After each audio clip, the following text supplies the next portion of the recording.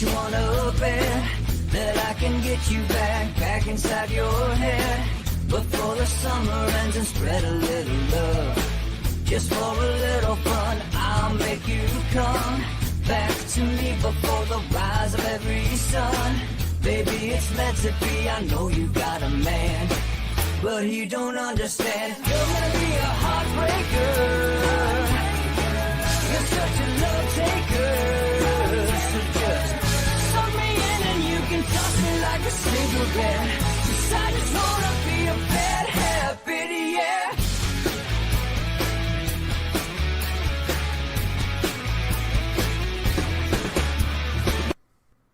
Welcome to Inside the Numbers with the People's Pundit, and now here's your host, Rich Barris. Welcome to Inside the Numbers, folks. I'm your host, Rich Barris, the People's Pundit. All right, we're going to have Dr. Steve Turley on. He has had some great videos. I went on his show last week. I'm not talking about that video, but that was a good one too. But he's done a lot of really cool videos lately. I wanted to get him on to talk about it. And this idea of re-traditionalization, there's neotraditionalism, there are different phrases for it, generally describe the same thing, and nobody better to talk about this with him, all right, because while it may not seem like very different changes in some of these polls and what we're seeing in some studies he highlighted, that in fact it is, and we've had multiple great awakenings in this country. However, Christianity, the faithful, they were a lot larger population than we see now. So, we're going to explore that. Is it possible with wokeness pushing the envelope as much as they are? Is it possible for another great awakening? And in the United States of America, there has been generally two accepted periods of great awakenings. There has been debate over whether or not there was a third one during the Nixon era as a pushback really to the counterculture in the 60s. And then that led obviously into the rise of televangelism later on and evangelicalism in general, right? But what happened to that?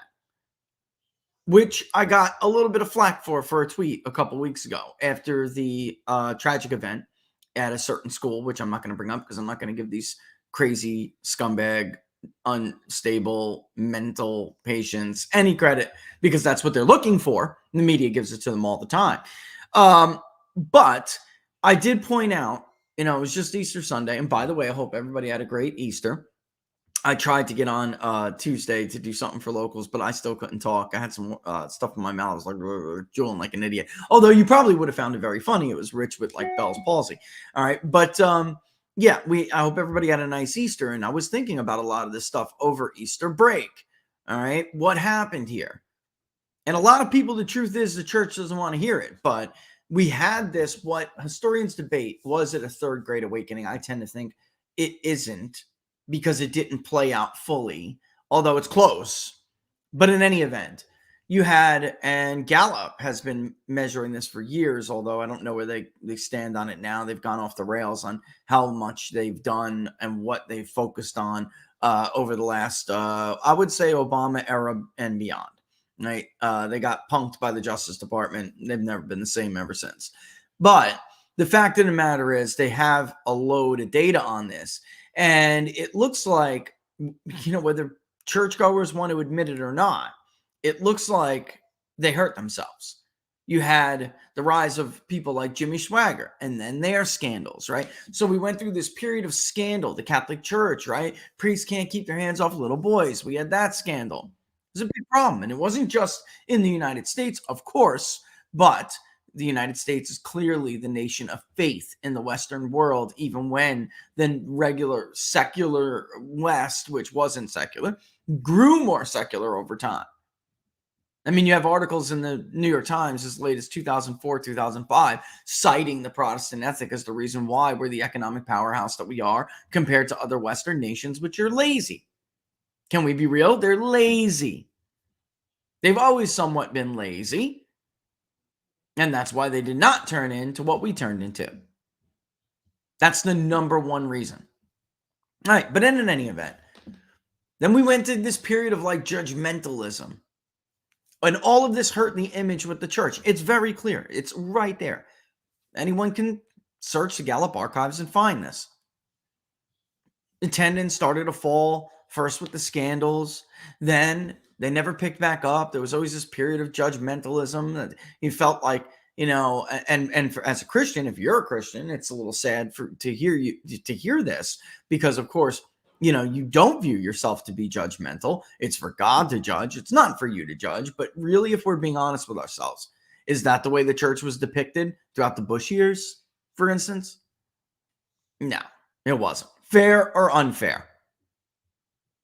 And it chased people away. So it started with the scandal, which made us look like hypocrites. Rolled into this period of like judgmentalism. A fight with when you're looking at specifically with the evangelicals, you have this fight among themselves. Like, why are you defending the 10 Commandments? That's the old covenant. And not focusing on the new covenant, which makes Christianity a form of, quote, irresistible. That's what drew all of these people to this message that this man had. And now that there's all this wokeism going on, there is a very natural, I would even call it natural, pushback to the I don't want to call them maniacs, but to the insanity. There's a pushback to the insanity of it all. You can't do this in a culture that has the United States 2+ decades, 2.5 decades long culture, more long culture, almost going on 300 years. It's like 250 years going on 300 years of a culture that respects and recognizes natural law, the higher law, the true law, whatever you want to call it, whatever philosopher is your favorite philosopher. You cannot foist this on them, whether they are believers or not. And I'm looking, and I hate polling on Easter Sunday, but I'm looking at some of these numbers I'm gathering for a client. And it's like amazing how many people were telling me they are going to celebrate Easter, but they don't believe in the resurrection. And for a Christian, you're like, oh, that's horrible. But it still shows you that the underlying cultural beliefs are there. And it's absolutely going to meet wokeism with resistance. They're not compatible. In fact, anyone or anything that seems to be championing somebody's delusional belief or disbelief in nature is never going to be compatible with these values. There's going to be a clash.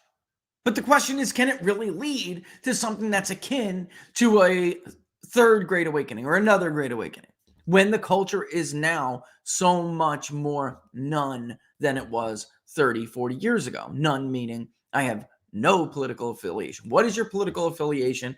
None. It is over 20% now in our polling, sometimes as high as a quarter. But what I think I figured out over the weekend was that doesn't mean they don't believe in God or some kind of a God. It doesn't mean that they disbelieve in nature, the natural world. It just means they don't trust the church. It just means they're never going to be Catholics. It just means they're not going to go and praise and worship and sit in the pews with evangelicals and dance up and down and sing. But it doesn't mean they're going to reject these core underpinnings that we have had in this country for almost 300 years. I don't think anyone's ever going to look at a video of a biological man punching Riley Reid and say, that's okay because they identify as female. We just got this decision last year, Roe v. Wade, that finally overturned Roe v. Wade, a decision by the Supreme Court that attempted to change culture from the top down, which is what wokeism is trying to do now. It is not an organic movement. It is an elitist movement. It is top-down reform. It didn't work before. It's never worked in this country. From civil rights to women's suffrage, nothing top-down ever worked. This is the lie, the myth of certain progressive movements. These were not top-down movements. You may have ultimately got the federal government to put their stamp of approval on something, but it never started there. To break a lot of left brains right now, most of these movements started in churches. The civil rights movement was absolutely a church movement. Would Martin Luther King have been able to mobilize if it wasn't for the church? Nope. Abolition. These were holy warriors from the Protestant church who believed all men, and later women, of course, were equal. They were not top-down movements. Doesn't matter what amendment you got later, at what period in time, those groundswell movements forced the top to act. Forced the top to change. That's what's different about this country now and what's going on now. I have never seen a revolution by the ruling class top down. And that is what we have in this country right now. I'm looking at the polling. It was not like this in 2016. It was not like this in 2020. There was a divide, of course. But it's like never in the history of our polling, and I went back and looked, never was a Republican frontrunner leading with the underclass. Never. Never was the Democratic candidate only ahead with the rich. Never. These are all attempts by the top to put everyone else under their yoke. They're cultural, political, however the hell they got to do it. Didn't work with Roe, and now here we are. And it actually got me to thinking, will things change? You know, you get some stats, and it's very early, but it does appear at least that the overturning of Roe v. Wade has saved lives, if you're from that point of view. Well, when we get more of this data, and will these blue states even start to give us some of this data, which they hid for many years, for a long time? Not everybody participated, meaning every state participated in what is supposed to be a national program for abortion statistics. California, New York, some pretty big blue liberal states refused to report detailed statistics in the tracking. Will there be, what do I mean by changes? So, will there actually be an increase in the black population in this country? For years, they've been the leader of abortion procedures, black women, for economic reasons, albeit most of them have been for economic, or a plurality have been for economic reasons, as opposed to white women who do it because they don't want to ruin their body, they don't want to mess up their college education, they didn't have a pill that night. You know, oops, I forgot a condom. Oh, well, there's always an abortion. Sad, but it's true. You think that's callous of me? Look it up. That's the reality. But in the black community, it has been something different. It has.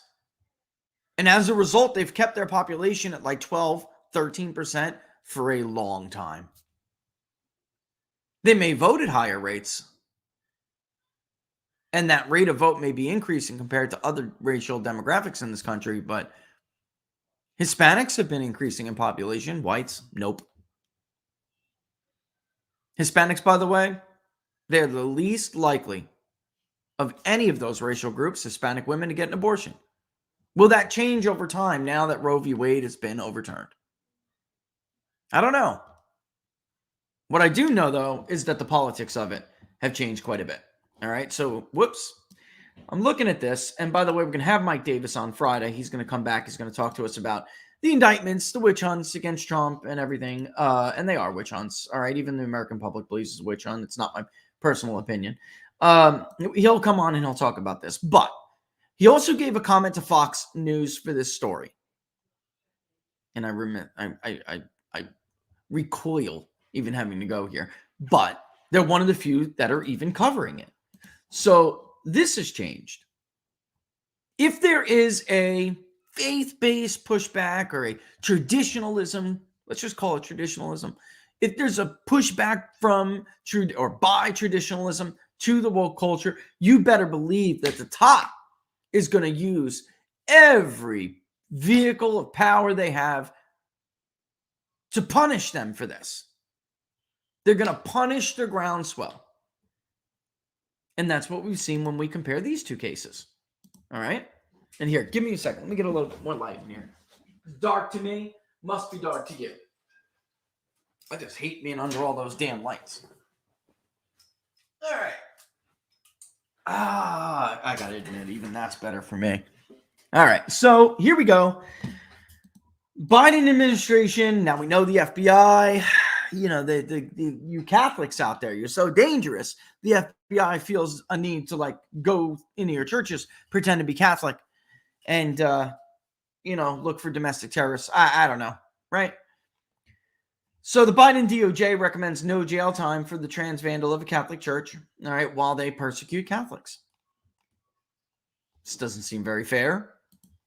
President Biden's Justice Department offered what critics are calling a sweetheart plea deal to a vandal who admitted to defacing a Catholic church with profane graffiti, destroying a statue of the Virgin Mary, assaulting a church worker, and resisting arrest. By the way, we always hear about January 6th, the erection on January 6th. Trump was forced into a bunker once. They destroyed one of the oldest churches in the country. Nobody seemed to give a damn about that. A plea agreement reviewed by Fox News Digital shows that the DOJ recommends 0 jail time for the perp, Mayev Nota, a 31-year-old transgender individual who vandalized the St. Louis Catholic Church in Bellevue, Washington, following Roe v. Wade's overturning last June. By the way, can you ask, serious question to yourself? Why would the trans movement champion abortion? Do they really have anything in common? Despite what the law, they keep talking about how Roe v. Wade is going to be the beginning of persecution everywhere. I mean, is it really? I mean, legally speaking, is it really? Because I talked to like a half a dozen lawyers. The only thing they seem to have in common is the party that fuels them, is the ruling class that uses them. That really seems to be the most that they have in common. Yeah, I was looking for something for the lawn. Shocker. Nota sharply contrasts with the Biden administration's earlier approach of throwing the book at pro-life protesters outside abortion clinics. It's very clear that the Biden Justice Department has politicized and weaponized the FACE Act to go after pro-life Christians praying outside of abortion clinics like Mark Hope, while turning a blind eye to violent felons terrorizing and badly damaging Catholic churches like Mayev Nota. Mike Davis, the founder and soon-to-be guest on Inside the Numbers, Mike Davis, founder of the Article 3 Project, told Fox News Digital. The Biden Justice Department tried to put, and if I'm butchering your name, excuse me, Hoke in prison for 11 years for defending his son while recommending no jail time for Nota after this deranged trans terrorist badly damaged a Catholic church, fought with the police, assaulted a church employee, and scared the hell out of a little old lady praying, Davis said. And apparently, veterans who gave their life in service to this country aren't allowed to protect themselves or their families, for that matter, against violent mobs. Even in a stand your ground strong state like Texas, you can shoot them and the local DA, who's funded by George Soros, is going to come after you anyway. And by the way, if Greg Abbott wasn't pushed by myself and others, he wouldn't have done a damn thing. And that's why excusing him is, oh, Texas is different. Yeah, I lived in Florida for 15 years. I know how it works in clemency and pardons work in the state of Texas. Guess what? Welcome to the real world. The governor picks up a phone and says, get it going. And the clemency board moves their ass. That's how the real world works. I'm the governor and I will make your life miserable if you don't push this case through. I want it on my desk. I want it to sign pronto. Give me this crap. And by the way, that's not how the Constitution works. You think that Soros-funded DA give a damn about that? Don't cite to me your state constitution. You obviously don't know what time you're living in. Nota smashed 2 glass doors and rocks with rocks and spray painted the church's outside walls with the messages that read, F-U-C-K, Catholics. Rot in your fake hell, kid groomers, and woman haters, among several other messages.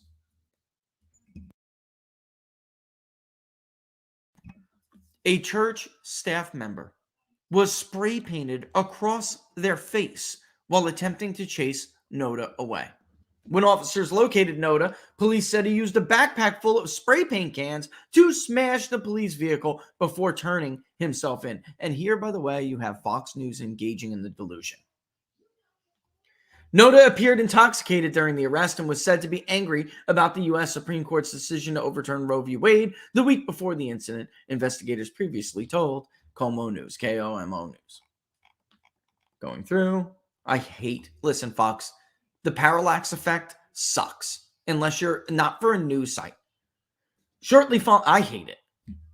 Shortly following the event, police captain Daryl McKinney told Fox 13 Seattle that the $10,000 in damages fall under a hate crime statute. According to, by the way, if the roles were reversed, this is the point of this, the Civil Rights Division at DOJ would be having a field day. Field day. According to filings from early March, Biden's Justice Department hit Noda with destruction of religious property, a misdemeanor that could carry up to 1 year in prison with $100,000 in fines. A week later, however, a previously unreported plea deal agreement between the Justice Department, Noda, and his attorney showed they will recommend no jail time and 3 years of probation at the time of his sentencing on June 2nd. By the way, which jail do they go to? Which jail will the United States be sending them to? Will biological men who identify as females, will there be a law that states we have to send them to the jail of their gender reassignment? Be open season? Because there's some really interesting studies out of the UK. You're basically ringing the dinner bell.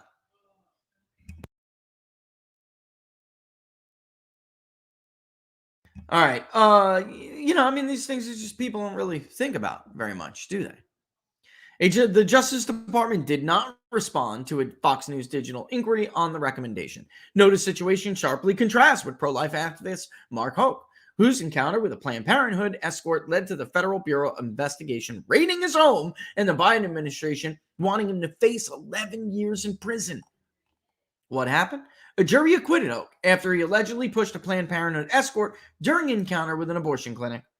The Biden administration had alleged he violated the Freedom of Access to Clinic Entrances Act, or FACE Act, the FACE Act, which criminalizes using force with the intent to injure, intimidate, and interfere with clinic workers. So here you have one right, or two alleged rights being violated here.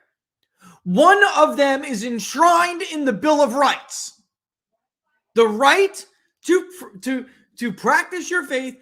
This is in the Bill of Rights. In the First Amendment, the right to walk into an abortion clinic is a partisan bill that is not in the Bill of Rights. One person denies the rights of those who are exercising a Bill of Right privilege. No, not privilege. It's not a privilege. It's a right. They get no jail time and a lax fine, but you violate their religion and you get 10 years and the book thrown at you. All right. This is ultimately the difference, isn't it? This is part of their religion. It is. We had Mark Mitchell on from Rasmussen Reports last week. And as two pollsters kicking this around, we really didn't know how to phrase this any better for you people to understand. There are some people who have simply replaced religion with fanaticism in ideology. It doesn't matter what they believe on one issue. They could wholly agree in principle with you on something else. But if you violate one of the tenets of their religion, then it's it doesn't matter. It will dictate how they vote. It will dictate whether or not they believe because you're unvaccinated, you should be put in an internment camp. Whether your children should be deprived of public education. And by the way, soon it will be right to life. If you think otherwise, you're out of your mind. You will be dehumanized, and it will be very easy for them to argue you don't even have a right to breathe anymore. What do you think these events are? And you know how I hate even naming these events, but what do you think these events are? When a psychopath goes into Tony Perkins's building, shoots his employees, and stuffs Chick-fil-A in their mouths in their dying bodies. What do you think they're doing there? What do you think they're saying there? I want to bring on my next guest. I'm very much just looking forward to this overall conversation. Want to know what he has to think about it, if he's ready. Is he ready? He's ready. All right. So, ladies and gentlemen, I, as always, want to welcome back to the show, but I'm, as always, very glad to have him here. Dr. Steve Turley, who had me on last week. We had a great conversation. And then I'm watching your videos, and you did a series of videos that I'm just like, I got to get, this is what we got to talk about when we have you back on. Thanks for being here again, Dr. Steve. I really appreciate it. It's good to be here with you. Oh, it's right back at you, Rich. You're passionate, man. I came on in here and I hear you preaching over there. That's some powerful stuff. It's scary stuff, but I mean, you're hitting on it absolutely rightly. Liberalism is a religion, and a lot of people do have to understand that religion is not what. I don't mean to just kind of pick up on it, but I mean, when I was listening, I'm like, you're knocking the ball out of the park there. Religion is not what we have turned it into in the last 100 years, 200 years in our liberal society, turning into just sort of this personal, private belief. Religion is a term, religio, in the Latin, that comes from two terms, religare, which means to retie or rebind social obligations. And what religion does historically is it reveals the sacred.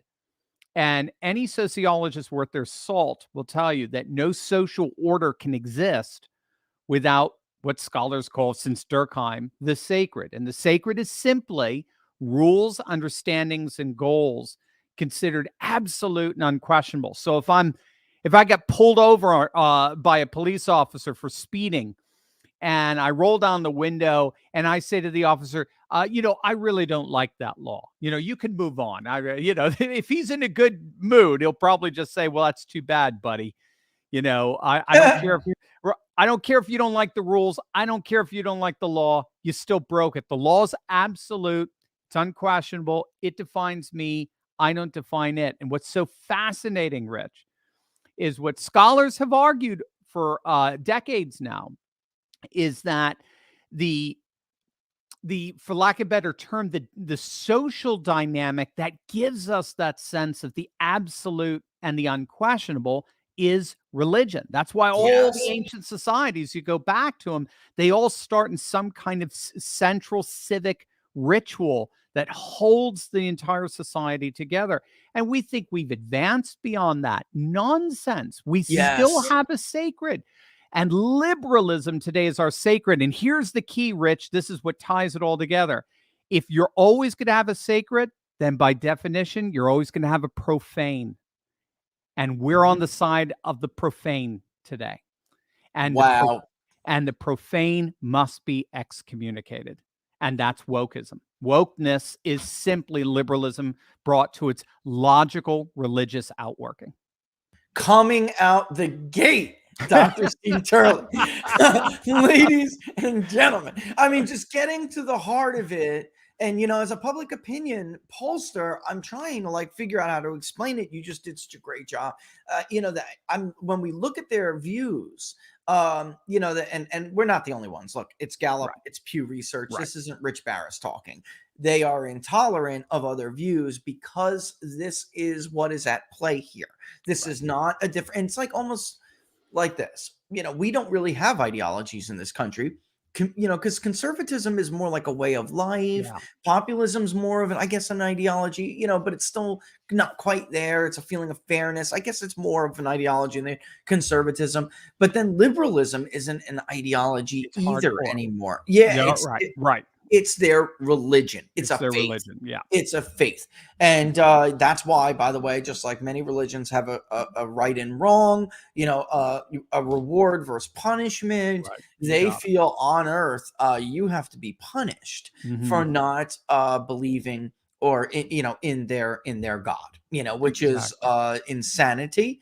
But of course, for them to hold that role with themselves, and what you were saying before, sociologists, anyone worth their salt, our founding fathers agreed. Our founding fathers, this is not designed. This government is not designed for people who take faith in their own hands, who take Right. the role of God in their own hands. And I know this is unpopular to say, but when we're talking about this trans violence, it's not reconcilable. You No. literally have a group of people who think they can ignore nature. They're above it now. They've transcended nature. Oh, yeah. They've Of course. transcended the laws of nature and nature's God, which our Right. founding fathers used as the bedrock principles to build our social contract, to Yeah. declare independence, to write, enshrine Bill of Rights. You can't reconcile this. They're never going to agree. And when they talk about this, this is the question I have for. Oh, and before I ask this question, I got to tell you a story.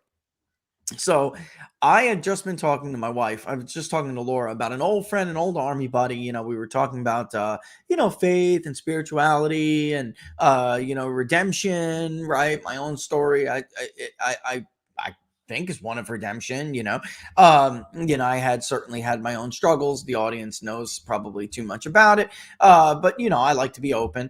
And someone that played a very key role in that I hadn't spoke to in a very long time. I mean, it's been a long time. An old army friend, got me back into, got it. I would say helped me want to be a part of society again after the military. And I had lost touch with him. He's always one of those people. You're just so tight. He's always going to be a brother. I don't use Facebook anymore. I don't use Messenger anymore. I don't care about any of it. I accidentally opened Messenger and there he is sending, because I don't think he has my new number, sending me a message saying, I watch Dr. Steve Turley all the time. I just saw you on Dr. Turley. And that got us reconnecting, man. So I really thought that you had to know that because Oh, you that's wonderful. Thank you for that. brother. Thank you. That's so heartwarming. Thank you. That's so cool.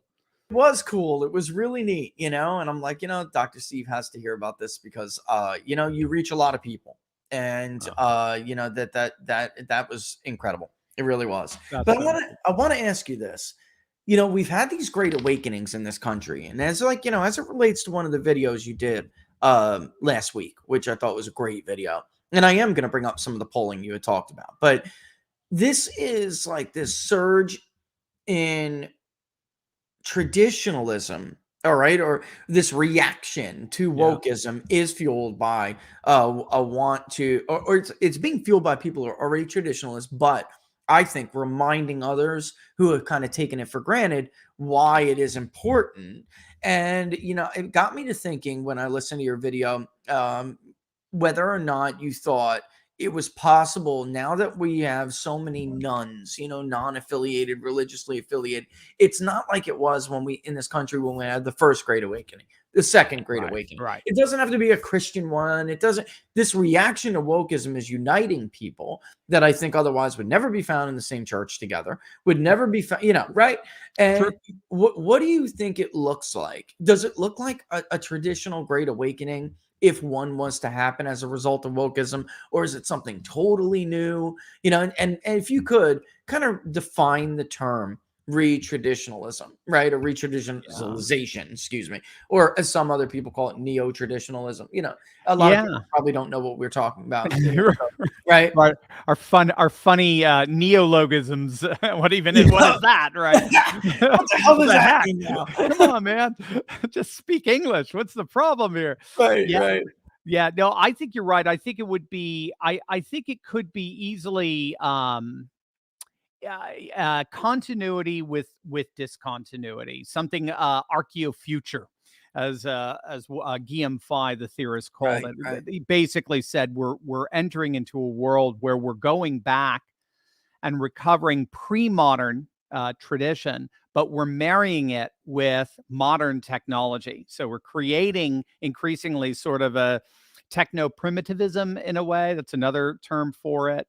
Um, Retraditionalization it's a fascinating phenomenon that scholars have been focusing on for at least the last 10 years. And it's just where more and more populations are returning.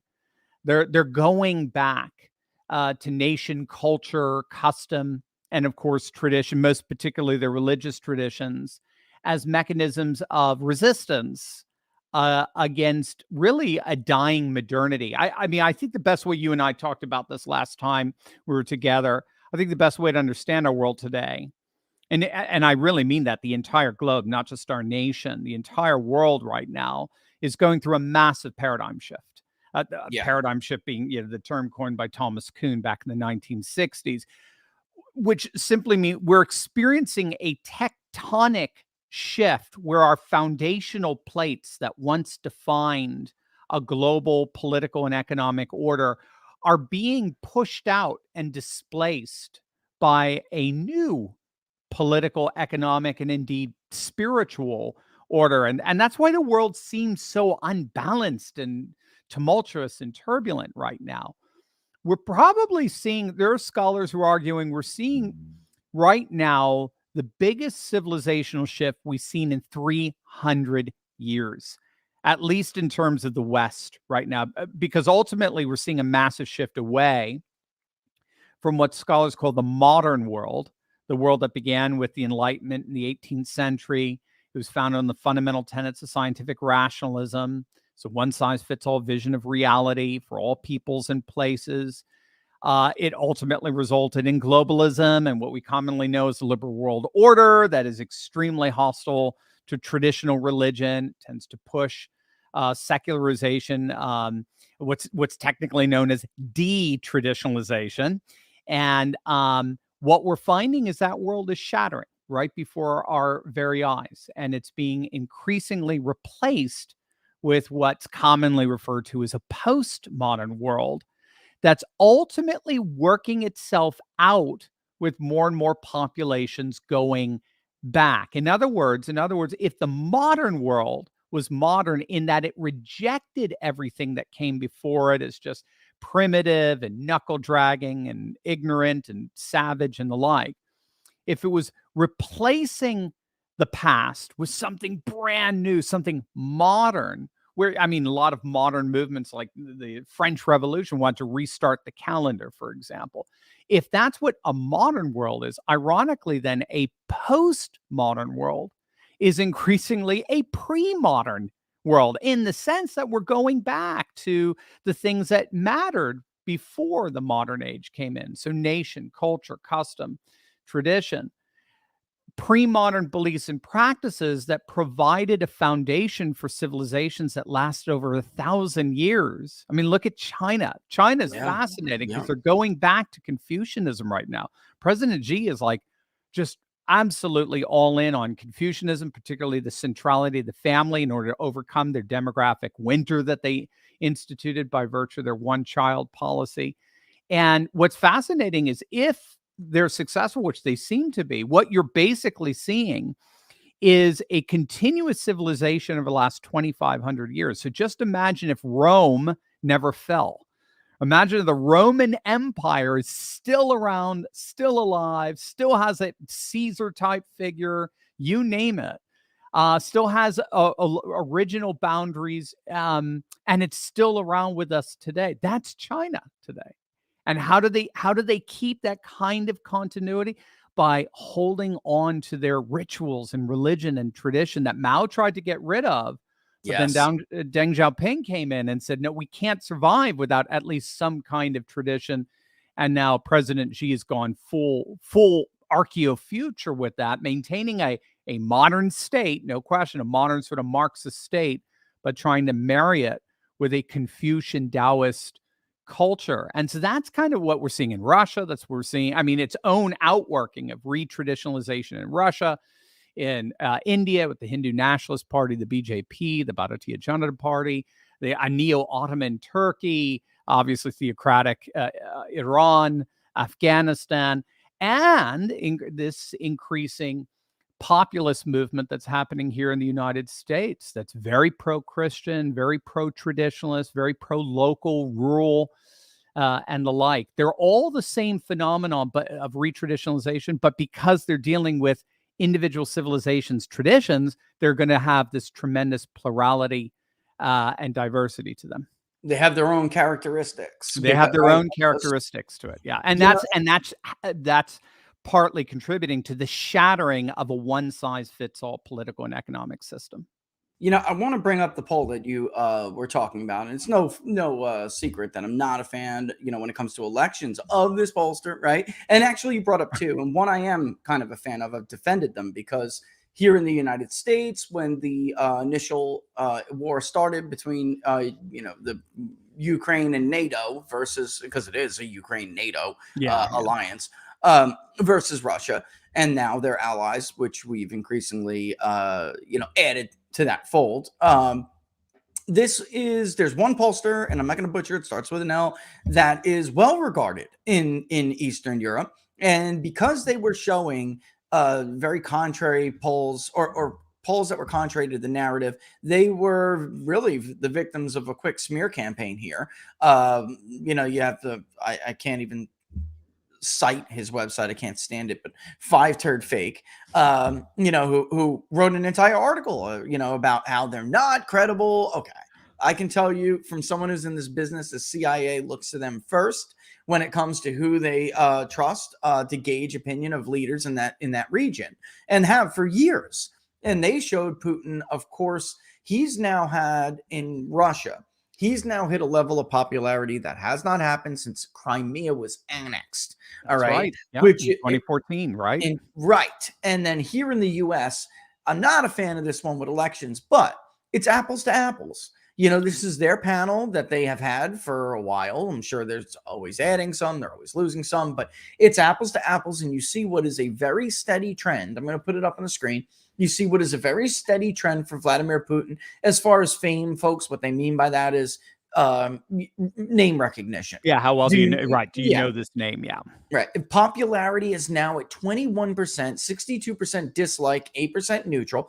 Popularity is at 21%, and people would say, that's terrible. He's grossly underwater. But as you know from your video, which everyone should go and check out and look at, if you look, it's been very consistent, and we have found very similar numbers. I have to be honest, you know, never any higher than like 16, 17% who say they have a favorable opinion combined of Vladimir Putin. But it has been ticking up over the last year, and it's now at this record 21%. And what I wanted to ask you about is you really attributed it to, and I think I see this in my own polling, you may not like Vladimir Putin, but if you are a populist in this country, and it crosses a lot of different demographics if you look inside the poll. If you're a populist, if you're a Christian nationalist, maybe if you would consider yourself a Christian nationalist, if you're a foreign policy realist, if you're somebody, you know, I mean, there's so many different, by the way, there are educated people in this that contribute to this, you know, for everyone who's immediately going to jump on that stupidity train.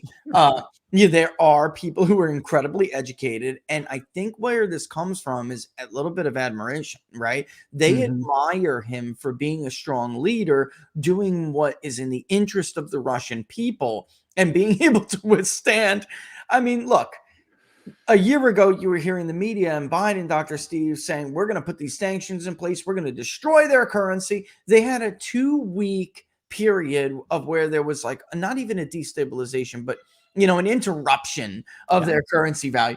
And then their currency recouped, and our currency has been the one hit, you know, in the long term. The petrodollar's now at stake. So it's like all this that goes into it. But you thought there was something more to it. And I think you're onto something. Putin is anti-woke. Putin is defending traditional values. And there's a secret part of you who may not like Putin, you know, and you may not like what he stands for. You know, you don't want to be pro-Russia, but You're like, God, I wish we had leaders who did this. And I think that's contributing to it. I do. What are your thoughts? I do. I mean, ironically, I think he's revealed to us the key coalition that will usher in Steve Bannon's vision of 100 years of dominance in our politics, and that is an anti-woke coalition. Wokeness is we have to remember wokeness is unpopular even on the left. You know, think of someone like Bill Maher, for example, or Piers Morgan, or even Elon Musk would have said, he said he never even voted Republican before last year's election. So the left, I would say, from the studies that I've read, particularly by Eric Kaufman, a scholar over at the University of London, only about 50% of the left is with the woke. The other 50% despise it. They don't want to go. They don't like, trans athletes in sports or anything like that. They think this is insane stuff. They hate the crackdown on free speech. They think it's just basically insane. And so they're with us on that. There's a conservatives or populists or whatever are far more likely to vote against anything woke than the left is to vote for it, because the woke stuff splits the left and unites the right when all is said and done. Putin is proving this at an international level, at a level that goes way beyond, I think, what most of our domestic thinkers are capable of conceiving. Putin, for right or for wrong, like him or not, as it were, has effectively weaponized anti-woke sentiment. First and foremost among the Russian population, hence the 80+% approval rating that he consistently gets.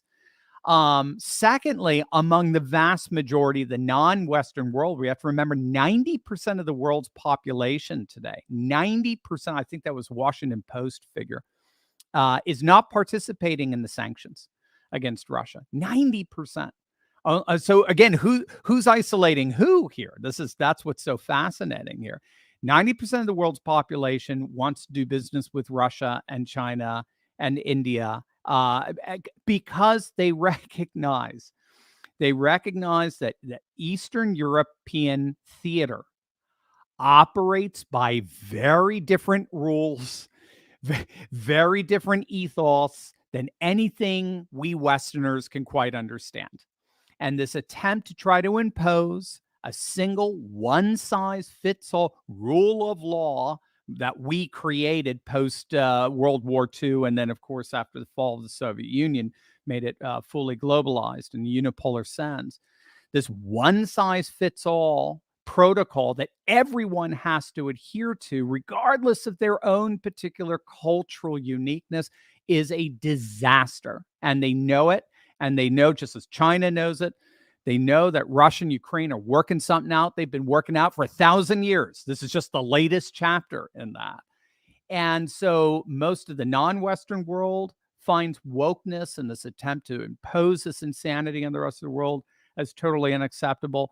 And as we're finding increasingly, a number of Americans are standing up with Putin against wokeness. As what Jordan Peterson has come out. I mentioned this in the video.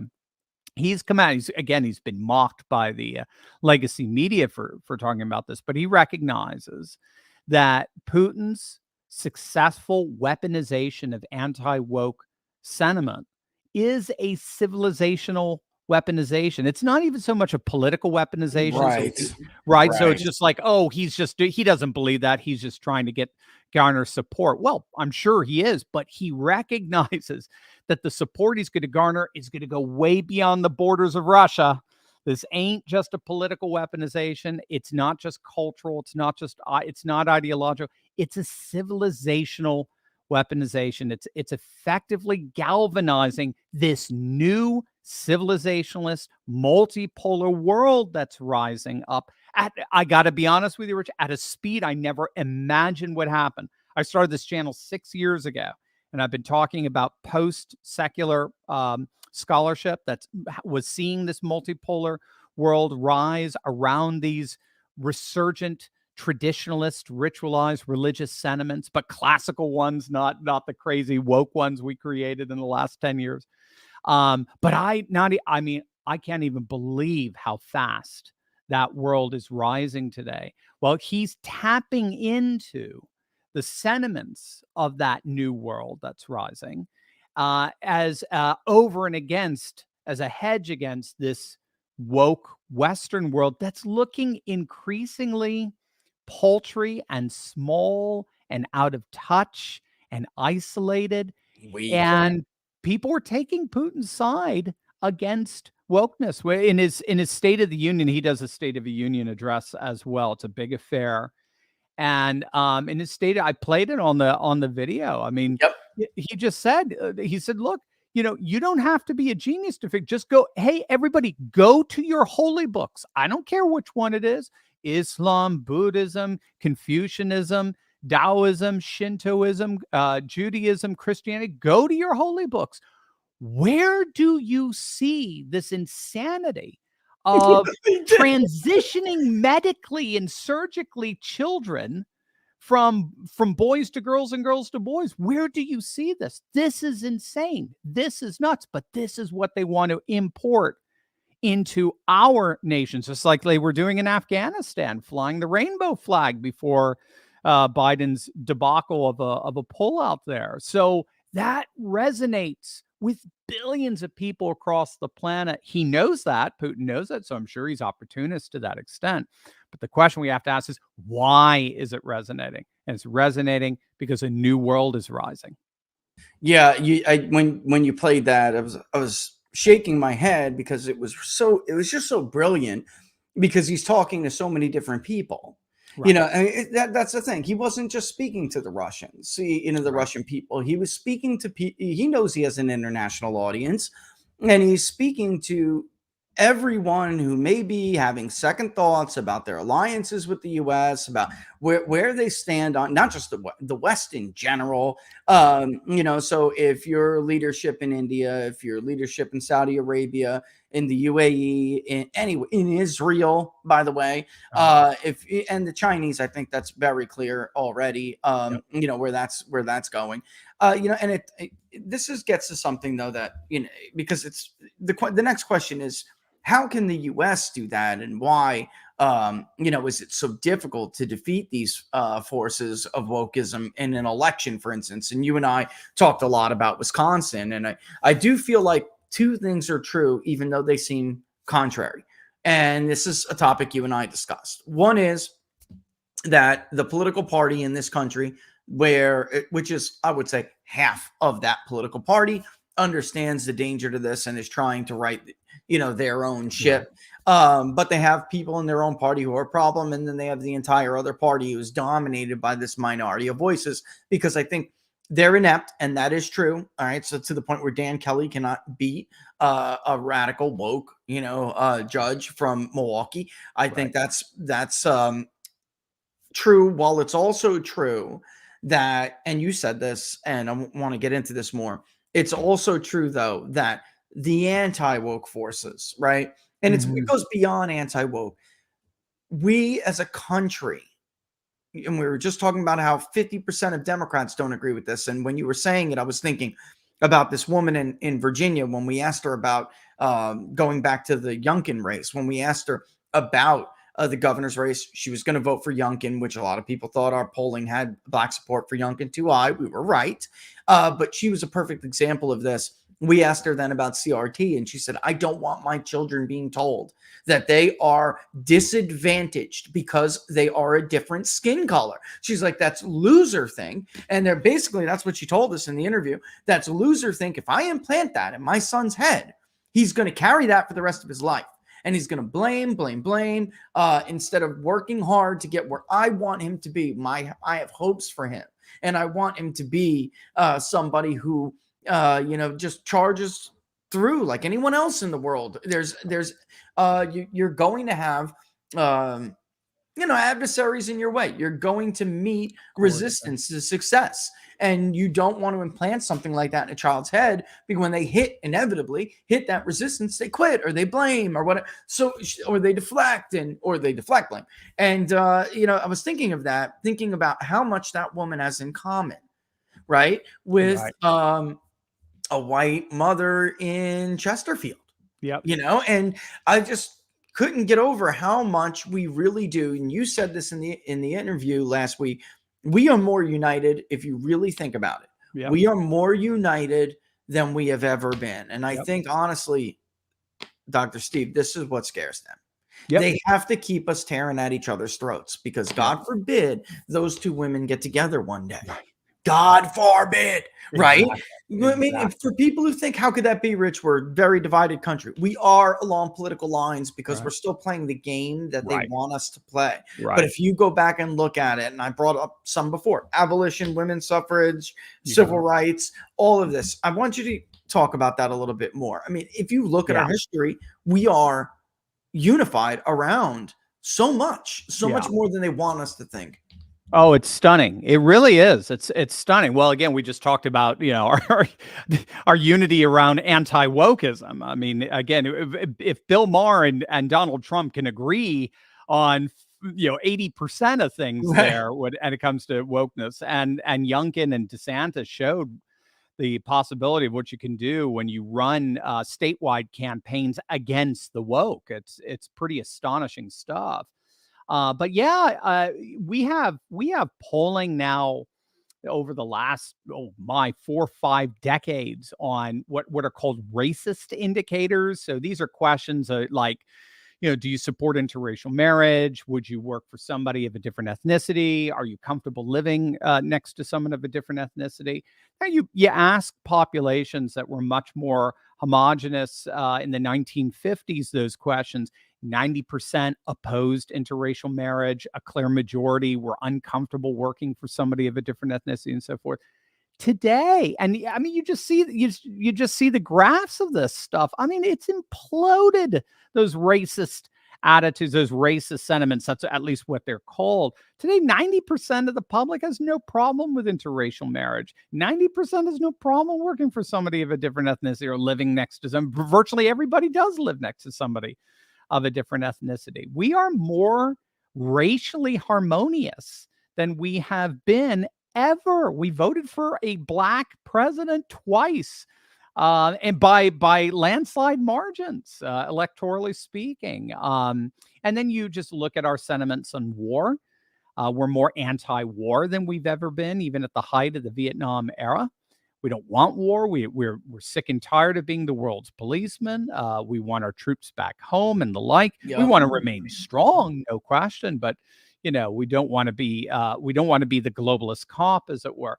You just look at the issues that the deep state, the establishment, the ruling class shoves down our throat every day through the willing accomplices in the media, as Rush Limbaugh used to call them. And what are the two issues they're constantly harping on, right? They're constantly harping on systemic racism everywhere. You go to the universities, it's racism, racism, racism. Our racist levels are the lowest they've ever been, and yet our permanent political class is more obsessed with racism than it's ever been. And they're more pro-war than we've ever been. And again, it's uniparty. This is both parties. This isn't just Democrats or Republicans. I guess the sad thing is, at least historically, Democrats were since the 70s and 80s were a bit more dovish when it comes to military intervention. Now they're every bit as neoconned as Lindsey Graham or Liz Cheney.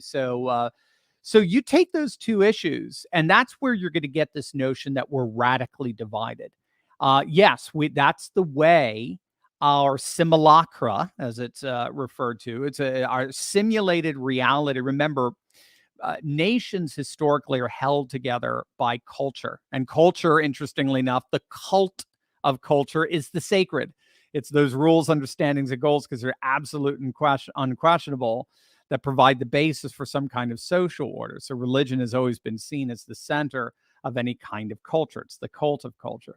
But nations are generally held together by some kind of culture. Well, when you're a globalist system that transcends nation and transcends culture, the way you're held together as a system is through the media. The media is a transnational, transcultural, visual imaginary that provides common frames of reference by which we can have conversations that put us in the same family, as it were, the same cultural family. And so the frames of reference that they impose upon us are radically polarizing, they're radically divisive, but they do that in order to keep us, I would argue, in order to keep us apart. It's a politics of resentment when all is said and done. And what I argued, what we saw with the Mar-a-Lago raid, or what we saw with this indictment, we've gone from a politics of resentment to a politics of retribution. All right, if we can't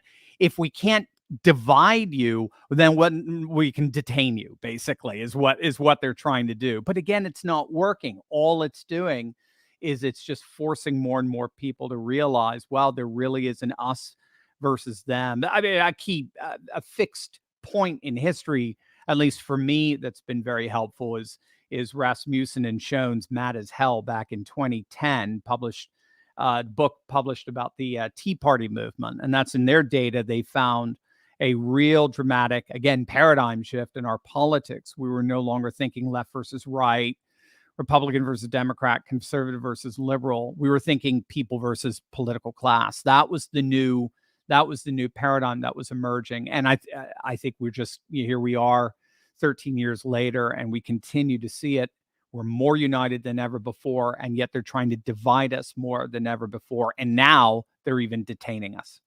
That panel that you played on the show, it was a Fox News panel. And guys, go to Dr. Steve Turley's YouTube, which I know many of you already do. Most of you already do. If you haven't seen that video, go check it out. The panel on Fox was like all Democrats.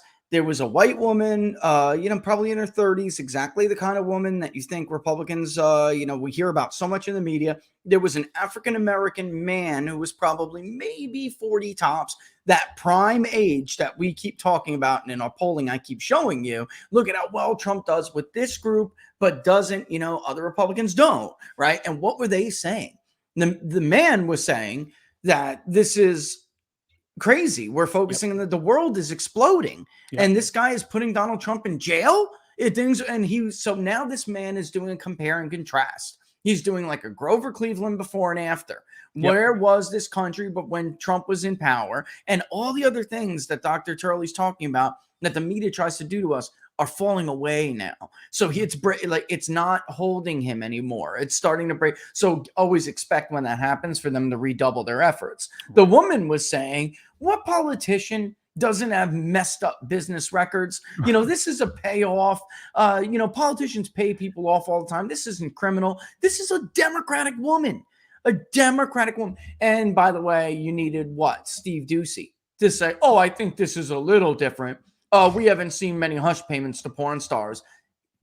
First of all, of course, there are hush payments to porn stars. There are hush payments to a lot of different people. The Congress had a slush fund for their sexual endeavors that you paid for to shut women up. I mean, this is so for him to pretend like this is news. He's just being Rupert Murdoch's mouthpiece at that point. Rupert Murdoch's like, we're losing the narrative, guys. We're losing the narrative. Absolutely. And while you were talking about this, I was just looking at, we had polled a lot of pretty liberal districts in 2022, but I was looking for these areas with that educated white voter that had been going so hard Democratic. And we asked, like Pennsylvania 5, for instance, whether gave them the acceptable definition of wokeism, both the pro and the cons of it. And basically, where do you fall on this? It was vehemently anti-woke. And the most devastating attack against the incumbent, who won, but the most devastating attack was that if she was attached to like AOC and the woke caucus. So she still, in order to win that district by that margin, needs to convince those voters that she's not woke. Exactly. And that's it. I mean, it's amazing. And you take that versus somebody like Jennifer Wexton in Virginia 2, Virginia 7, excuse me, who did kind of get connected with wokeism a little bit, and man, that district moved 25 points. Yeah. I mean, so it's there. It really is there. I don't want to keep you too long. I know you're a busy guy, but thanks for coming on again. I can't wait to have you back. This was fantastic. Tell people what you got going on, where they can follow you, where they can watch your videos, everything. Oh, sure. Dr. Steve Turley on YouTube, Dr. Steve Turley on Rumble. You can go to turleytalks.com, our website. We've got an insiders club that you can join where I do a live Q&A every Monday evening. Ask me your questions and the like. But try to do 3 videos a day, analyzing current events in light of these amazing conservative trends that are truly awakening a new world like we never imagined. It's amazing stuff. We have to remember we're at the apex of it. When you look at globalism, just look in the mirror. We're it. It's DC. It's the dolts in DC, the bullies in Brussels. The West is the captain of the globalist ship. So that the world is going to turn before we do. We're going to probably be the last. But once it turns, once liberalism loses its universal allure, there's no defense of having it here at home either. So the good news is it's going down. It's just a matter of when. It's just a matter of time. Right. That's it. Thanks again for coming on. Locals, I know our locals loves you. So keep up the great work, and I hope you come back on soon. Really appreciate it. Got Right 1 million back at subs you, for Rich. a I reason, love your brother. work. Thank you, man. Thank you for everything. God bless, brother. Thank you. All the best. Dr. Steve Turley, ladies and gentlemen. Man, what a fantastic conversation. I go and check out his YouTube or everything he just shared, but look at those videos we were just talking about. I mean, this is what I love about his channels. He seems to get, we do different things. He gets to the heart of every day. Three videos a day he tries to do. His daily content, he gets to the heart of what I think is important with public opinion shifting. He gets to the heart of it. And it's extremely entertaining. All right. So go and check it out. Great interview. And I'm so glad he came on again. Can't wait to have him back. I know that my locals community is a big fan. All right. So let's take a real quick break. When we come back, I do want to talk a little bit about Trump's interview with Tucker Carlson, and all in the context of what we were just talking about, by the way. Remember this before we play these videos. The Commission on Presidential Debates came up with some lame-ass excuse using COVID to cancel the second debate. The presidential debates for a long time, whether there's one or there's 3, like Reagan or Gore, or Romney versus or Gore versus Bush, or Romney versus Obama. The second presidential debate is always traditionally the foreign policy debate. When we go over these videos, think about how, and think about the world, think about how badly this so-called bipartisan commission screwed you. They're not bipartisan. The Republicans on them are about as Republican as Jim Comey. They hated Trump. They hate conservatism.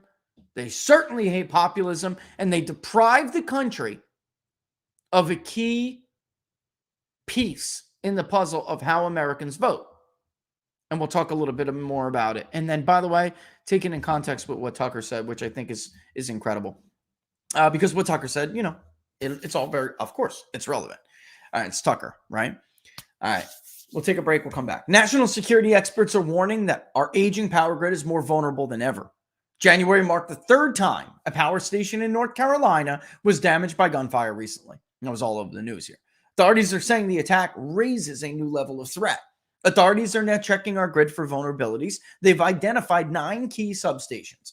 If these substations are attacked, power could be knocked out from coast to coast for up to 18 months. Imagine a blackout lasting not days, but weeks or months. Your life would be frozen in time right at the moment the power fails. Lights all over the country would go out, throwing people into total darkness. And that's why having your own solar power is more important than ever.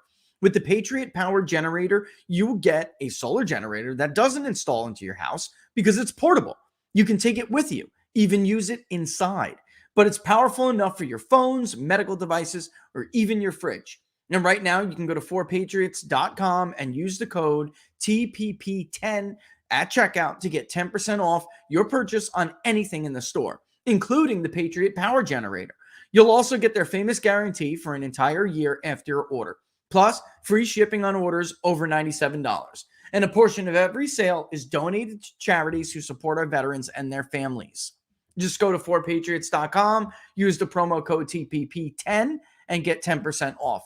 Again, that's 4patriots.com. Use the promo code TPP10 at checkout to get 10% off today. If you're going to do the 3-month survival kit, which is the best survival kit deal on the website, on the internet, in my opinion. Don't forget to see what you get along with that kit as far as those gifts they offer you, those free gifts, because every single one of them is usable. You don't want to end up with two of the same thing, pay for something you didn't necessarily need to. So if you're going to get the 3-month survival kit, wait to see what you get along with it before you use your promo code for something you may get two of. All right. That's the People's Pundit tip when it comes to For Patriots, which Laura and I absolutely love and back 100%. All right, let me tell you about this deal at Jam and Bean real quick before we get back to the grind. Jam and Bean, and I don't know how long this is going to be, is now offering 40% off your first subscription when you sign up for a new subscription of coffee and popcorn delicious. Oh, God, that white cheddar was banging. Did you guys see me eat that on Friday? It's gone already. I had to chase Laura around the house. She ran out with it, wouldn't let me have the bag back. All right, it was pretty funny. Our neighbors were laughing hysterically. All right, but jamandbean.com right now at checkout. Use the promo code TPP40. I don't know how long this is going to last, and you will get 40% off that initial subscription and still get 10% off the People's Pundit 10% discount on your renewals each month. So again, when you sign up, whether you're getting K-Pods, whether you're getting fresh roasted beans, and these guys, one, they're patriots. Two, they're roasting artists. Send us your feedback. We love to hear it. We know you guys have loved it so far. When you sign up and subscribe, whether it's K-Pods or ground coffee or tea, that subscription with the promo code TPP40 will be discounted 40%, and you will still get on the subsequent subscriptions 10% off. Okay, one more time, jamandbean.com, promo code TPP40. All right, couple things I want to play here. I'm going to cut one because I think it goes on and Tucker kind of just drowns on in like a promo to the interview. But Trump has had a couple good weeks here. I know it's crazy. He's been indicted, Rich. I know. And it's a dark day ever to see a political persecution for the first time ever in what is supposed to be a free country. But it's worked to the man's benefit. He goes on Tucker, not Hannity, look, I'm just going to say this out loud. Hannity's interview was an attempt to launch DeSantis's campaign. It didn't work. It fell flat because Trump is such a dominant personality. But Hannity's interview was an attempt to get Trump to make a mistake. It didn't really work. Obviously.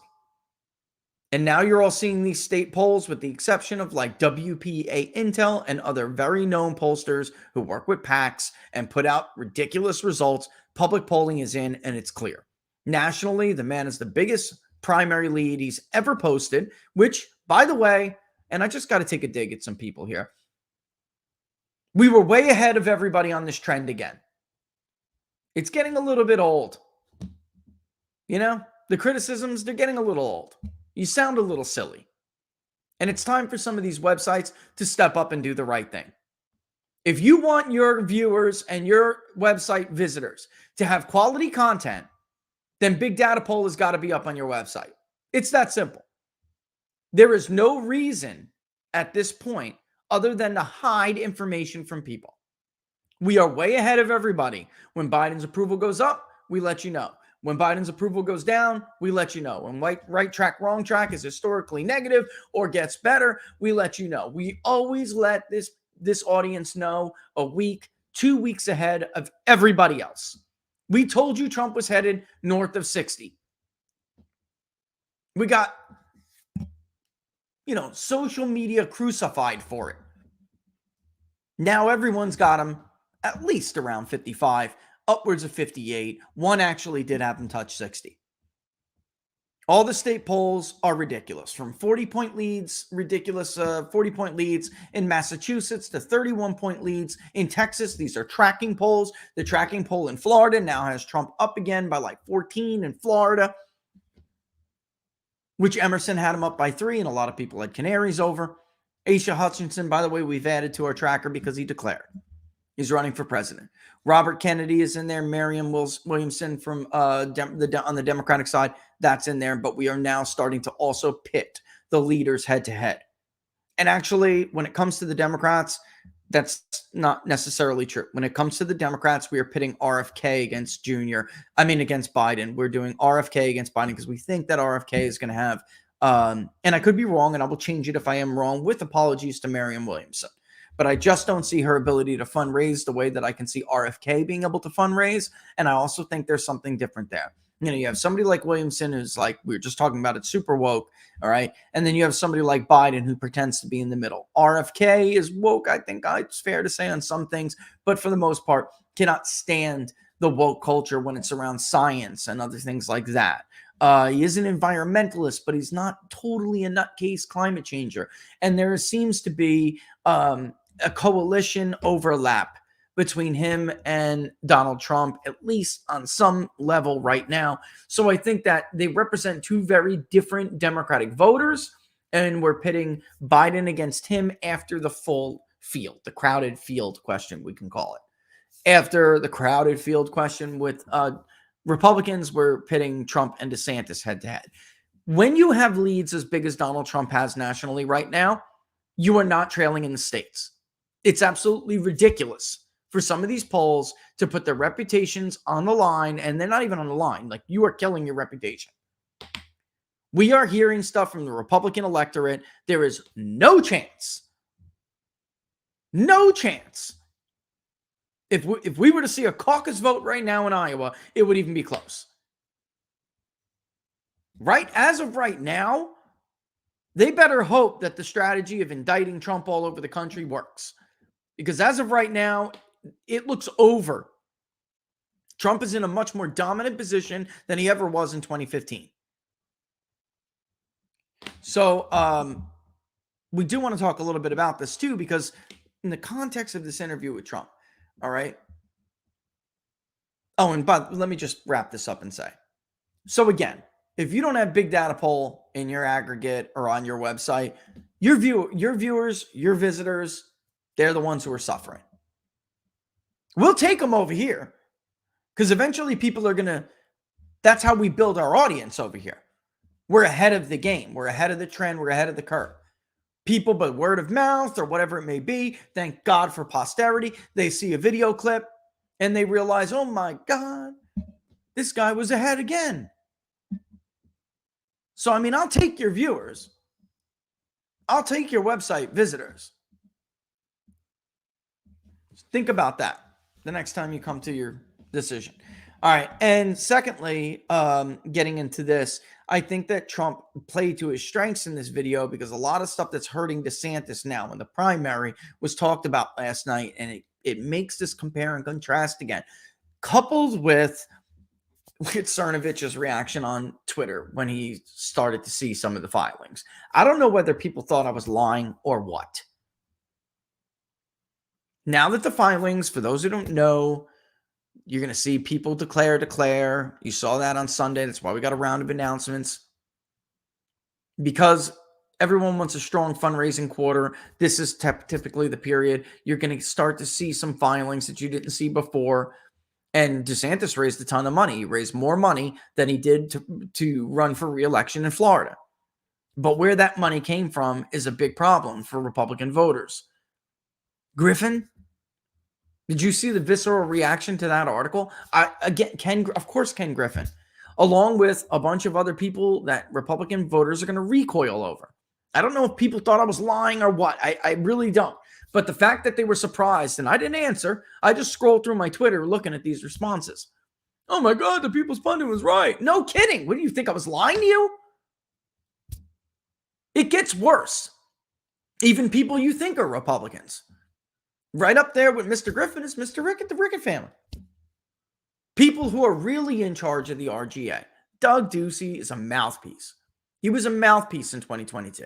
So when Doug Ducey comes out and says, I'm going to help Kari Lake get elected, but then he doesn't do anything and the RGA does nothing.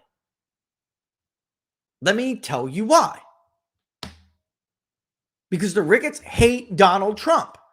They hate the insurgent wing of the Republican Party. They intentionally refuse to help Republican gubernatorial candidates that were allied with Donald Trump, in key battleground states. Everybody, folks, except for the Main Street American voter, Everybody knows that was absolutely intentional. We should have Doug Mastriano on the show if he's willing to come on and tell us personally about his conversation. He's not alone. They did not want Trump allies to be governors of key states. Why? Because if they can't beat him in the primary, they would rather a Democrat be president. That is the truth. That's how much they hate you and the movement. They would rather see Joe Biden get a second term, or whomever the hell Democrats inevitably nominate, because I think Joe Biden's in real trouble here. Political power only goes so far and is strong when you are in the White House. But a lot of that comes down to your ability to scare people out of the race. Now he's going to have to rely on scaring donors away from his opposition, because now he's got opposition. He's got Marianne Williamson. He's got RFK. If either one of them can raise money, then Joe Biden, with the very best case, could be embarrassed. And I actually think under certain circumstances, somebody like RFK could beat him. If he pulls back some of the non-white coalition that his father and uncle had, he could beat him. But right now, he's not there. But in any event, they would rather Biden or whomever is the Democratic nominee be the president again in 2024 than for Donald Trump to be reelected. Who is the governor of a state has an enormous power over how an election is prosecuted or handled. If Tony Ayers was not the governor of Wisconsin, Joe Biden would not have won the state of Wisconsin. Why? Because a Republican governor would have put an end to indefinitely confined. That alone would have done it. In all likelihood, let's be real. Pennsylvania, now that Shapiro is the governor, will be a you-know-what show. But again, to these rich Republican donors who, like the article showed you, are perfectly willing to write $300 million checks to communists at Harvard without conditions. Let me just help you pump out wokesters into the world. That's all, because I want to be in the cool club. I want influence, and I want to be invited to the next tea and crumpet party. Pinky up. That is more important to them than advancing what you believe or what they even claim to be shared values. They don't give a damn about any of that. That is a show for you. These are not terribly good people. So they didn't help Kari Lake because they need Arizona to block Donald Trump. Brian Kemp, he's already anti-Trump. He's great for them. Doug Mastriano, no way. Pennsylvania is too unpredictable, too Trumpy. We cannot have a, let me just say, orderly election. Let me use that word. Tim Michaels, nope. Even though he's got a history with Paul Ryan, Trump backed him over Clayfish, the Pence candidate. We cannot have Tim Michaels putting a stop to indefinitely confined or late arriving mail-in ballots. Cannot have an orderly election in Wisconsin. It was the most Trumpy out of the three. No chance. Tudor Dixon, no way. No way. And it's very easy to beat a Republican in those states. You don't fund them. You have no money in the major media markets from Allegheny, Pennsylvania, Philadelphia. Those are the two major media markets. You don't have any money to get in there. You're done. You're going to lose, especially if you get crushed 50-1. Wisconsin was super tight because Tim Michaels had his own money. But imagine if he actually had help. Of course he would have won, especially with Johnson at the top of the ballot. In fact, their decision almost cost Johnson re-election. For those of you who out there support Ron Johnson, who are Republicans or any voters who support Ron Johnson, they almost took your senator out because a house divided cannot stand, right? And in Michigan, what they did do, what their plan did do, was get you permanent universal mail in the state of Michigan. A state that, like Pennsylvania, pre-COVID was never even keen on early voting. That's who was in these filings. And people that just thought I was like, what, pretending? You have Harry Reid's best friend, I Met Aliens, Bigelow.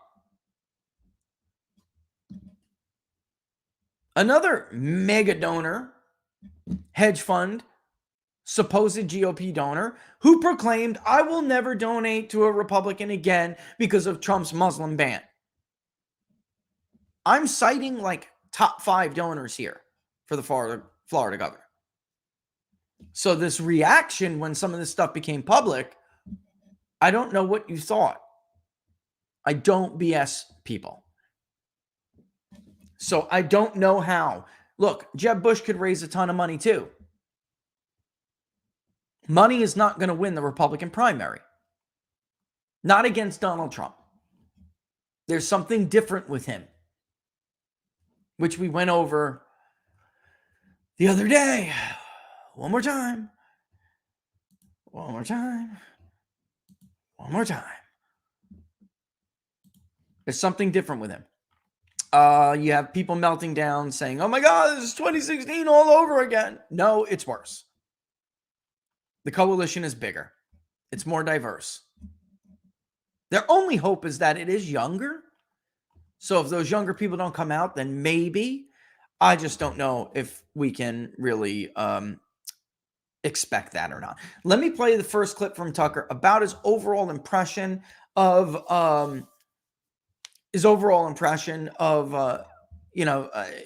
Trump and his take on foreign policy, his grasp on foreign policy. And again, remember the Presidential Debate Commission canceled that second debate. Actually, let me start with the Macron clip, which I'm going to cut short early because there were people who are DeSantis people online who were saying, oh my God, he said he loved what Gavin Newsom was doing and he's friends with Macron and, who's the globalist now? Okay, you can be friends with Macron, but not take globalist money and not have a globalist policy. And then if you listen to the entire clip, he goes on to, he's basically saying Macron's in a position, thanks to Joe Biden, that he has to do stuff like this. Macron was, for those who don't know, Emmanuel Macron was one of those leaders, along with the Mexican president, who Trump was supposed to really never be able to get along with. And these are, why? Because they're leftists or they're globalists or the highest order. In the end, Trump had great relationships with them. And they kind of knew where they stood with Trump. All right, so let's play this first clip. I'm going to cut it short. Well, now, so you have a problem. You got this crazy world is blowing up, and the United States has absolutely no say. And Macron, who's a friend of mine, is over with China, kissing his ass, in China. I said, France is now going to China. You take a look at Saudi Arabia. Look at what happened. They're great people. They wanted to help us. He goes over and gets a fist bump. You know what a fist bump means? Don't shake my hand because your hand's dirty. That's what a fist bump is. They got it, and they were so insulted. Do you understand that? Yes. Oh, I don't want to shake your hand. Let's go fist bump. I think we need to play Tucker's take on that. But by the way, he is right about the fist bump thing. That is incredibly disrespectful. But again, what did we expect? So Peter Baker has an article, which was in the New York Times, but then also in the Buffalo something. I shared it on Twitter, and people should check it out because Peter Baker is saying, unlike the era of Trump, honestly, there are no deals going on in the world with Joe Biden. In fact, it's worse than that. The tables are empty. The diplomacy tables are empty, and the allies are being new coalitions are being built. And you sit and listen to that while he's, there's commentary like this in the New York Times from Peter Baker. And the truth is, I don't know what anybody expected. We have a Secretary of Defense who on multiple occasions has expressed his disbelief in civilian control over the military in the United States, a bedrock principle in this country. That's number one. And we have a Secretary of State, which is the nation's top diplomat, who for almost 30 years has a very long documented black and white written history of opposing diplomacy. So I don't know what the hell any of these liberals expected from Joe Biden. And remember, during the campaign, the promise was this man's crazy. He's going to start World War III. When in truth, Peter Baker is now lamenting how there is no hope for talk with North Korea. Peter Baker is now lamenting how there are no deals in place in the Midwest, or in the Middle East. There's no accords going on. Peter Baker is lamenting how Russia and China are building their partnership and their coalition with others like Saudi Arabia. Well, no, Sherlock. What did you expect? It's a bit laughable. And Trump was supposed to be the idiot. And this is what Tucker had to say about his grasp, what he felt his grasp was on foreign policy. We spent more than an hour with Donald Trump today, and we were struck throughout the course of the conversation how his grasp of foreign policy, this man who was supposedly stupid, his understanding of world affairs is so much more nuanced and sophisticated and pro-American than the moronic neocons currently in charge. It was remarkable. Let's send all our ammo to Ukraine. Zelensky's like Churchill. Okay. Zelensky's like Churchill. Okay. I mean, the sad thing is, folks, you know what he's talking about. If you have a problem with sending more money to Ukraine, they compare you to Neville Chamberlain. Right, Sean Davis? The sitting senator of Texas, who is getting a primary challenge, by the way. I'm not sure if many people are going to really like that primary challenge. It's Chip Roy. I mean, is it better than John Cornyn? I mean, I don't know. We'll see.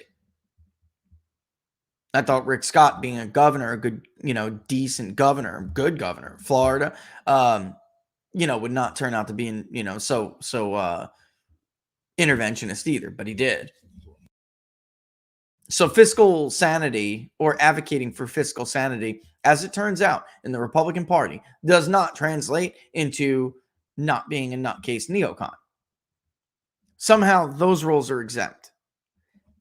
We're going to look at a couple more clips. We're going to take one more break. We're going to look at a couple of more clips, because think about, marinate on what Tucker said. Because I really think this stuff, with Trump focusing on policy, the decline in support for DeSantis and the increase for support for Donald Trump really did predate Donald Trump's announcing that he would be indicted, and then, in fact, the indictment itself. We're going to have a clip that's relevant to that when we come back, but it did. And I think it was my personal belief. It was the vetting of who was backing Ron DeSantis, and it was the vetting of his prior positions when it came to foreign policy, when it came to trade, et cetera, et cetera. And there's a reason why Save America PAC, or Make America Great Again PAC, whichever, I can't remember which one it is running ads in the battleground states about cutting Medicare, Medicaid, and Social Security. Those positions are textbook Paul Ryan Republican positions. They are untenable if you want to win a presidential election. Whether or not you think that something has to be done about these programs is irrelevant to the electoral impact they have. You are not winning Michigan by cutting Social Security. You are not winning Pennsylvania by cutting Medicare. You are not winning Wisconsin by attacking Social Security, Medicare, Medicaid, etc. It's not happening. Or supporting TPP. Or any of the above. They're gone. They're off the table. Sayonara. See Dan Kelly and come and talk to me. All right. Field of Greens. Junk science. That's what my doctor, called many of those fruit and vegetable supplements that I brought to her when I was trying to figure out how to supplement my diet with fruits and vegetables. You need 5 healthy doses each day, 5 portions each day, but who can do that? So we cycled through, also for healthy weight loss, and they were all junk science because they use extracts of common produce department fruits and vegetables that really have few health benefits. I take Field of Greens now because it's a whole organic fruit and vegetable, not a watered down supplement, and it's backed by their Better Health promise. Each ingredient in Field of Greens was scientifically chosen to support vital organs like heart, lungs, kidney health. Others support my immune system, blood pressure, metabolism, and healthy weight loss. I don't eat as healthy as I should. Who does? That's why I take Field of Greens. Like me, you'll probably look and feel healthier fast and have way more energy. But your best proof will be at your next checkup, like I just had, when your doctor says, whatever you're doing, keep it up. It's working. Let me get you started with 15% off today. Go to fieldofgreens.com. Use the promo code TPP for the People's Pundit right there up on the screen. That's promo code TPP at fieldofgreens.com to get your 15% off today. And it will become a daily staple. Send us your feedback. I want to know what flavors you like best and how your experience is. All right. And for those who have, so glad you are having a great experience with it. But please, please, please listen to me when I tell you, when you get that initial burst of energy in the first time you take it, but over the week, keep it up, because the benefits 2 weeks, 3 weeks, 4 weeks down the road just really start. Everyone's different, but just start to amplify. I mean, for me, it was hair, skin. They will keep. So don't quit. I know it's difficult. Any thing that you add to your diet, it's difficult to keep up and to make part of your regime, your regimen. Trust me on this. Keep it up. All right. So Trump was asked about, and I want to go in this order. Trump was asked about a lot of foreign policy stuff, and I think that last two really, summarized it pretty well. He was also asked about the biggest threat, and these are small clips, but bear with me. The biggest threat to the U.S. All right. Very short clip. Here was his response. Who's the biggest problem, sir? Is it China? Could it be Russia? Could it be North Korea? No, I said the biggest problem is from within. It's these sick, radical people from within, because we can handle, if we're smart, we can handle Russia, China. I did. That's the thing, too. If you read the article I shared by Peter Baker, he's actually conceding that, in fact, he did handle these people. Even as so-called isolationism set in, which is just a cheap shot dig that, again, Peter shows really a certain generation of foreign policy thought, all right? There's a difference between non-intervention and isolationism. And with Trump, you got very realist being the school of thought. Realism induced non-interventionism. And that isolationism doesn't call for what you saw during the Trump administration: engagement with Kim Jong-un, the Abraham Accords, getting out of the Paris Agreement, yet making NATO pay their fair share, bringing India into the fold, having Modi roll out the red carpet. All of this is gone now. And it's been replaced with fake air drills in Ukraine. And yet he says the biggest threat is not from outside. It's from inside. That I, in fact, dealt with and can deal with these people. It's who's in the White House is why we have this issue right now. China, I can deal with them. It's not inevitable that they rise and make us a second-rate superpower, or not even a second-rate great power, because that's where we're headed right now. And something Peter Baker brought up, which was the rise again of multipolar worlds. With us becoming this weak, with us ironically removing ourselves from the diplomatic stage, which is what the Biden campaign accused Trump's administration of doing. That's not what happened. Yet the biggest threat is not that. That can be fixed. Or at least we hope by the time somebody's, course corrects, it can be fixed. The biggest threat is from within, because it is from within that these people rose to power. All right. Dr. Steve Turley and I just talked about this at great length. A new fanaticism, a new religion is the threat. So I want to bring up this one thing about, he was asked about the experience of being arrested and what he saw there. And then there's another clip. I think that honestly, they should be played in this order. Let's go. Last week, you were in New York for this arraignment. The world watched it. You've not given an interview since. You were there, I think, 57 minutes. Tell us from your perspective what that was like. They were incredible. When I went to the courthouse, which is also a prison in a sense, they signed me in. And I'll tell you, people were crying. People that work there, professionally work there, that have no problems putting in murderers, and they see everybody. It's tough place. And they were crying. They were actually crying. They said, I'm sorry. So whether or not, that's honestly, it's one of the geniuses of how this man speaks to people. All right. That his detractors hate, but his supporters love. But nevertheless is very effective. Whether or not one of the bail guards or whatever, people who processed him, a secretary, who knows? Whether or not any of them were sitting there weeping and crying is irrelevant. What he's speaking to is the nation and how the nation felt during this endeavor. Again, go to Dr. Steve Turley's YouTube, look at the video. He's talking about how it backfired. That's not the one with me, on the other one. And you will see the panel of Democrats that Fox News is interviewing. That's who he's speaking to. All right. So when this happens, of course, Fox News puts out a poll that says, this many Americans, a plurality, I think it was, but a strong plurality, like 48% or something, maybe a bare majority. I don't remember because it's a Fox poll, right? Think that Trump should immediately suspend his presidential race. Yeah, sure they do. All right. They don't believe that. All right. But Tucker asked him, what would they do? Because obviously nobody expects this to be the end, right? In fact, even with his primary opponents, one of them, his main primary opponent, the DeSantis campaign, doesn't expect it to be the end. They, in fact, are hoping it's not the end. It's part of their entire strategy that Georgia indicts him, right? And then the special counsel goes after him on these record acts. I mean, this is what they're hoping for. So Tucker asked him, what would it take for you to quit this race? Could they charge you with something that would get you to say, all right, I'm suspending my campaign?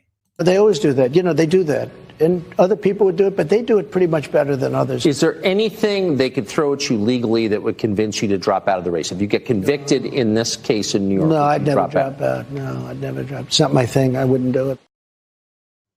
If you think Donald Trump is going to quit the presidential race, you haven't been paying attention. Donald Trump does not quit at anything.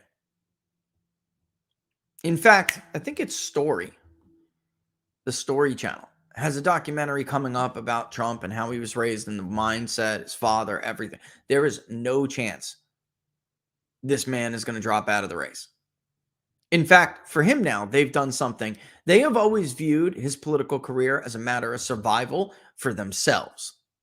They cannot politically survive with Trumpism dominating the politics of America. They can't. So they took that and they made it now about whether or not he will survive. He needs to fight to survive. At this point, if he quit the race tomorrow, I still think they would keep coming after him to make an example out of him. He doesn't know how to quit. I just saw that on the View thing. There's not a quit bone in his body. Even indicted as Alan Dershowitz, as Robert Barnes, and others, have commented on, have done commentary on, nothing that they are going after him with will constitutionally bar him from running for president. So there's no reason for him to stop because he is trying to survive this onslaught, and the people who support him, he's doing it for them as well, obviously, because once Trump is removed, if Trump is removed, you're next. Many of you watching, people who supported him, people who worked for him, people who donated to him, you're all next. The floodgates will open with lawfare. So there's no reason for him to quit. Doesn't make any sense. Why on earth would you? Right? Right. All right. So a couple things I want to say before we go. Yeah, look, I'm with Sue right here. I'm telling you right now. I think that we're at a place, Sue, where if they can't jail him, derail him, get him out, put him in prison, that he needs to fear for his life. These people are not going to just give up power. No.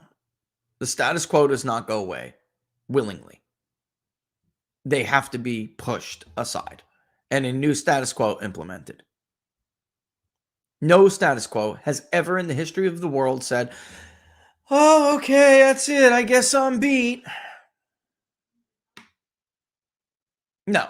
They claw, they kick, they scream, they destroy, they hurt, they murder on their way out.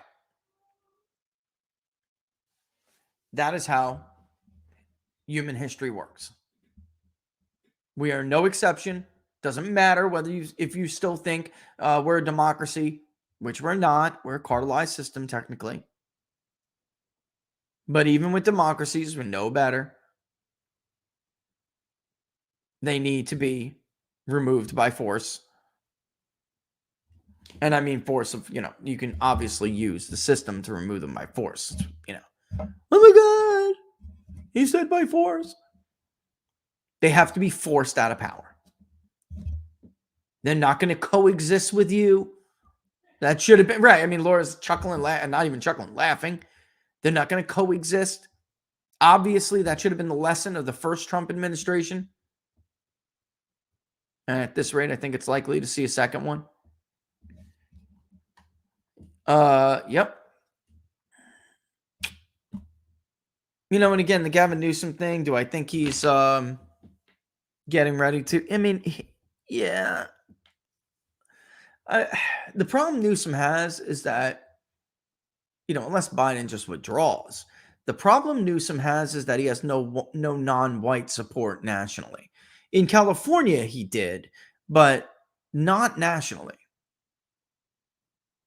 You think there's a real chance for RFK to outflank him there because there are a lot of disaffected black Democrats right now.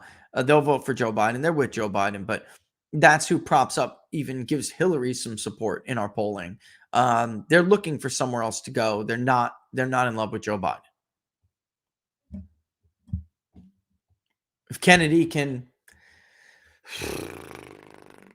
invoke, the power of that name, it has been generations though. Since the Kennedy family was essentially assassinated and removed from politics, others stepped in. The Clintons' decades-long history with the black community. Biden never really had one. Obama lent it to him. I'm serious. Obama, even though he doesn't like him, he didn't want Bernie to be the nominee. So he propped up Joe Biden. Jim Clyburn propped up Joe Biden. So those were relationships that were like second and third degree relationships. They were never, even remember Mitt Romney running, we're going to put you all back in change, Joe Biden. I mean, that was not even that well received. He was there doing Obama. The reason why he got so much black support was, first, they were being told to by their blood president, but he also has a nostalgia of being Barack Obama's vice president, but they personally did not like him. There's nothing that black voters in the Democratic Party really loved about Joe Biden. He doesn't have, like Hillary, she did like her, hate her, love her, whatever. Those were personal relationships that she built up over years. That is not the case with Joe Biden. So there is room there. I really do believe there is room there. Yep. And thank you, Joel. I attribute it to Field of Greens as well. That I've had to change, my diet. Field of Greens is definitely a part of that. I think, and NL's making a good point here. I think that RFK's position on the vaccine will help him if he can take political advantage of it. It will help him specifically with those black voters and non-white voters that we saw in our polling that were hesitant, right? They were the voters that we were talking about, how stupid it was for the White House to have this policy they had to go after like Southern evangelicals and people who are watching the deadliest catch in NASCAR. That was not the demographic makeup of the vaccine hesitant in this country. That was a stereotype. Big difference. RFK can appeal to those people. Let's see what else.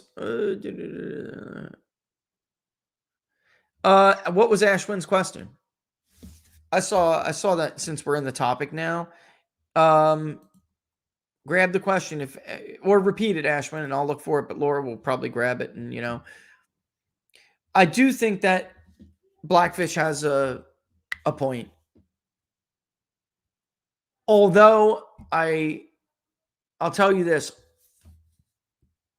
RFK, the original Bobby Kennedy, didn't have a great speaking power either. At first, political strategists who supported his run thought that he was not good.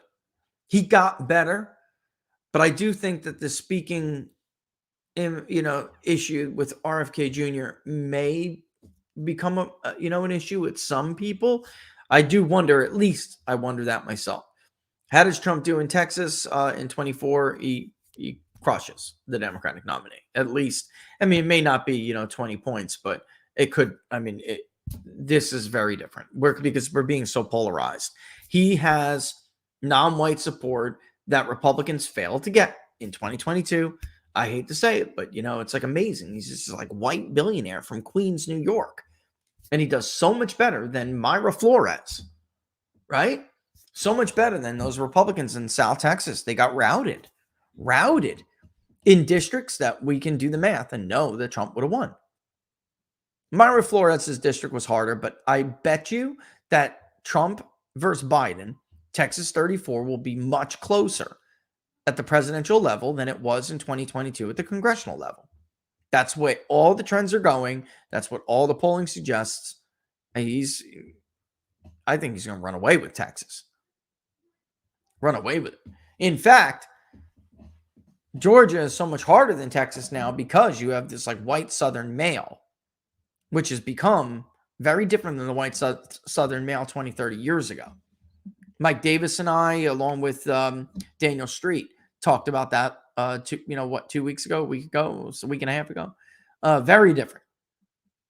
If it got more Hispanic, Georgia would be easier for Trump. Could you explain, considering the current election rules in place, what is Trump's realistic path? I think honestly, with the election rules, it's going to be difficult for any Republican to win. But with Trump, I think he has a better path because he doesn't have the same boundaries that other Republicans have. I'm telling you, you can agree or disagree. I thought I made a very a case that's not debatable when it came to Wisconsin the other day. Dan Kelly is just the latest in a long line of non-Trump Republicans to get crushed in Wisconsin. His path has got to include Wisconsin. Arizona, he ran 6 points ahead of Kerry Lake in our polling in Arizona. 6 points. In Georgia, he ran 13 points ahead of Scott Walker. And Herschel Walker's, he was outraised badly and outspent badly and out-ground gamed badly, but Trump has like his own kind of ground game. Even when we had Walker up by 1, we had Trump up by 11. And by the way, we weren't the only ones. Herschel Walker did worse with black voters than Trump did. He underperformed Trump in Fulton County. So I don't think Georgia's like out there. It's gone. That's ridiculous. In a presidential election cycle that swings to the Republican, Georgia's probably going to swing along with it. And that's true whether it's Trump or somebody else.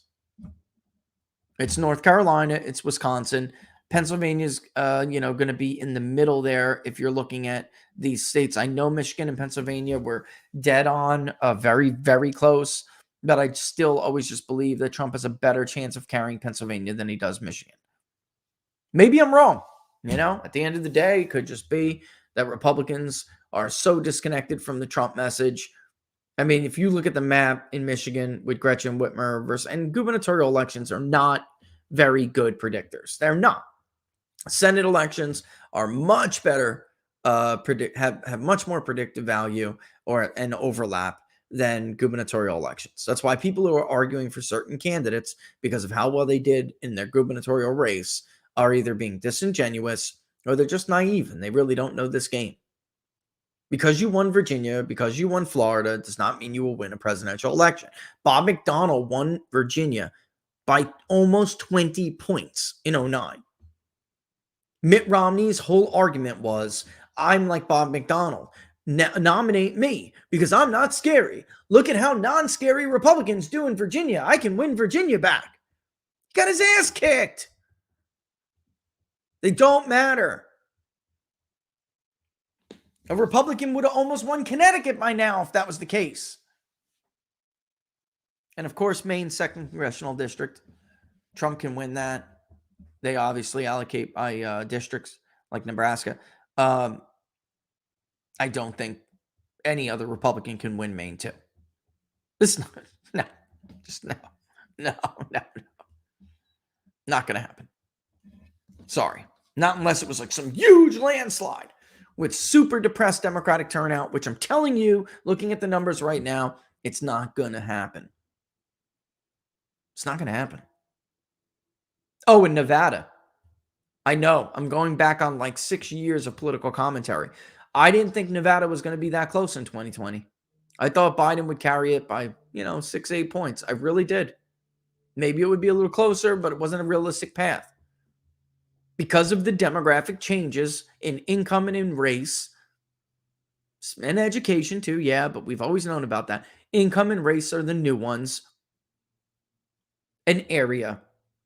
Trump is doing so much better in certain urban areas. Laxalt was always about 5-6 points behind in Clark County, but that was still pretty good for a Republican.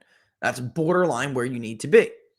Lombardo did a little bit better. Remember, go back and look at our polling. He was down by 4 in Clark County and about tied in Washoe. Right. Well, we had Trump up in Clark County a little bit. What was it? A few points, but up 8 in Washoe. That's a win.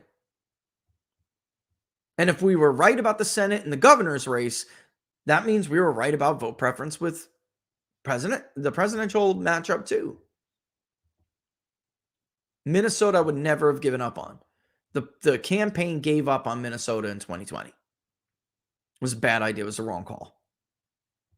They gave up on Minnesota and they didn't see the threats on the flank with Arizona and Georgia. Florida is gone. So that's his path. Try to be a little bit more in detail. The best way to, like I said, any Republican nominee is going to have a very difficult time overcoming the vote by mail fortification. The best way to do that is to drive up turnout to enormous levels, because the more you vote, the smaller you shrink the pool of potential fortification. And I should do an off-tube video about that one day, just to explain the basic math and the processes and how it works. And I think it's very clear. Special elections and the last 4 or 5 election cycles, actually, hell with that. You go back to 2010, it is very clear that Republicans cannot get that kind of vote. In 12, trendy, Real Clear Politics called it the case of the missing white voter. Now it's the case of the Trumpian voter, because it's not white. It is obviously still majority white, but it's not so predominantly white. You can just call it the missing white voter, like Mitt Romney. And by the way, it was twofold, Romney's loss. Yes, it was a case of the missing white voter, but it was also a case of the white working class voter who voted for Barack Obama again. He did better than people expected him to do. And Lombardo is implementing changes in Nevada, Ashwin, and everybody. Lombardo is shooting for changes to election law in Nevada that would absolutely make it easier for Republicans to win. So Pete says, who carries the banner of both parties going into 2028? I think DeSantis has taken a hit recently, and the Dems have no unifying candidate. Does it fracture further or consolidate around Newsom or Whitner? Could be somebody totally different. In 08, everyone thought it was going to be Hillary Clinton, and somebody came out of left field. Right now, the Democratic bench is very weak, extremely weak. But just because it is doesn't mean that somebody new can't come out. It happens all the time. I don't think that we don't know who that is right now. But I think that DeSantis is going to hurt himself. He could have been the banner unifier if he goes forward with this. Look, even if he was to do the unlikely and beat Trump in a primary, all right, let's entertain this. He's going to chase away the Trump voter now. They're gone. You take money from the people he took money from. You have the positions you hold. You flip-flop the way you flip-flop. So people just, instead of having an intelligent response to what I'm saying, they just level personal attacks at you and scream and put their fingers in their ears and go, I'm not listening. I'm a little big baby. And project what they do to you on everybody else. It's not going to stop reality. If he would have done this differently and just been like an heir apparent, then he would have brought those voters over. And I think, a 2028 DeSantis coalition could have been bigger than a 24 Trump coalition. I believe that, actually, because maybe there are some voters, even though Mark Mitchell and I both think these are highly suspect people who say they'd vote for DeSantis. The truth is, they probably won't. But it at least shows a willingness to learn more about him. So with that in mind, if he was to take the Trump vote, because he's viewed as a real MAGA loyalist, and he's young, then he could potentially build a much bigger tent. That's the promise of all future politicians for certain parties. You don't want to shrink your tent. But, he goes forward with this, and he's done, win or lose. That's just what Barnes and I are trying to explain to people. They just don't get. Oh, there are no voters who are going to stay home because DeSantis is the nominee. You're wrong. Millions and millions and millions of them will. You're wrong. You're just wrong. You can say that until you're blue in the face if it makes you feel better. I suggest getting a pint of ice cream if you're trying to console yourself. That is not reality. If you're going to do something unhealthy, like deny reality, you're better off getting yourself a pint of ice cream so you can make yourself unhealthy physically. That at least you can reverse easier. All right. If they fold on the debt ceiling, is McCarthy done in the eyes of the Republicans? Because he has been good so far, but I think that this is his true test. I couldn't agree with you more. I've heard from a lot of people that I know, respect, that sided with McCarthy in this speaker fight.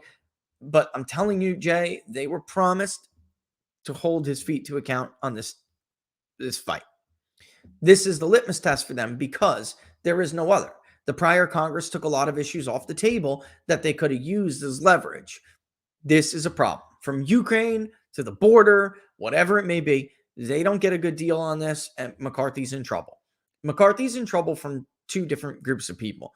There are DeSantis supporters in and out of Congress who want McCarthy to just upwardly stand up and say, I support DeSantis, not Trump. Because he is stabbing Trump in the back. He is.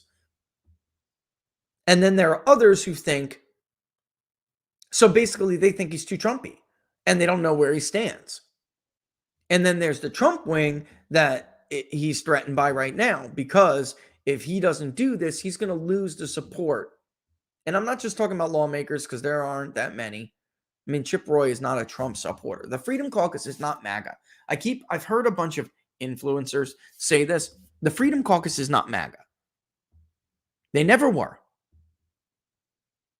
They were always like more Ted Cruz-like, more Freedom Works, more Club for Growth. They're not MAGA. Mark Meadows is gone. So I think it is a test for McCarthy. Big test. He's got to come out of this. And this is why it was always a difficult place for him to be in. It really was. It really was. It's going to be interesting to watch. But it's 12:05. I know I got a boogie. Don't forget, book club. Could be that one, that version right there. It could be this one. Sunday, 3 p.m. Eastern Daylight Time. Thank you, Steve Bannon. I'm going to work on that. All right. The Ideological Origins of the American Revolution, Bernard Balin. We will start it this Sunday. Obviously, with Easter Sunday, we did not do it. All right. So don't forget, you still have time to get the book. But even if you don't, and it's not just locals, book club now is local supporters and YouTube members. I will drop the link for YouTube in the community. You can still come, even if you don't have the book. We're going to read it anyway and discuss it anyway. All right. So is it better to have the book? Of course. But you don't need it, and you don't need to read. You're not going to be put on the spot. If you want to be one of our regular readers, we would always love to have you and see how it works. It has to be somebody who can read pretty well. So far, it's 3 of us usually. But you don't have to. You're never going to be put on the spot. My mouth is still drooping. Unbelievable. It takes so long for that stuff to wear off. What else am I missing here? Public polling project. Share it far and wide. I am dying to poll more. So support it if you can. Links in the description. Public polling project links in the description to each video. But also, it's always even helpful if you just share it. Say, hey, this is a great project. Follow this guy. Follow this, for polls that are transparent. And we would love to be able to get those head-to-heads out there. And also looking at some states to see how some states are. Right? Because we are working on some. I don't bring it up yet, but there's just samples are going to be big enough to have like subsets of states. Right? We started to do that. Not really ready to get into it yet, but it would definitely help. Yep, there it is. Contribute to the public polling project, support it, and we'll continue moving forward. What else am I missing here? I feel like I'm missing something. Friday, Mike Davis from Article 3 Project is going to come on. He's going to join us, talk more, give us more political or legal analysis of what's going on here, and we'll do more Q&A. All right? So special thank you to my guest, Dr. Stephen Turley. Love having Steve on. Go and check out his website, his YouTube channels, his Rumble channel. Follow him on social media. He does incredible work, daily content. Really gets and cuts to the heart of everything. I know my local supporters love him. You will too. You won't be disappointed. And thank you to all our sponsors. All of the links and the codes are also in the description. Take advantage of them while you can, especially Jam and Bean. Don't know how long that's going to last. TPP40. Thank you, Laura. All right. With that in mind, I'm out. You want to say it, Laura? Otherwise, I'm a ghost. Sorry, you were speaking so fast, so I had to keep up with all the promotions and whatnot. Just want to say deuces. She's so cute. All right, thanks, folks. See you on Friday. All the best. Locals, see you soon.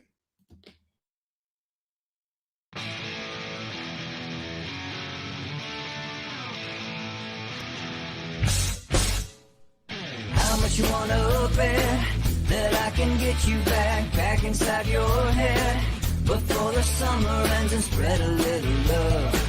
Just for a little fun, I'll make you come back to me before the rise of every sun. Baby, it's meant to be. I know you got a man, but he don't understand. You're gonna be a heartbreaker. You're such a love taker. So just suck me in and you can toss me like a cigarette. Decide it's wrong.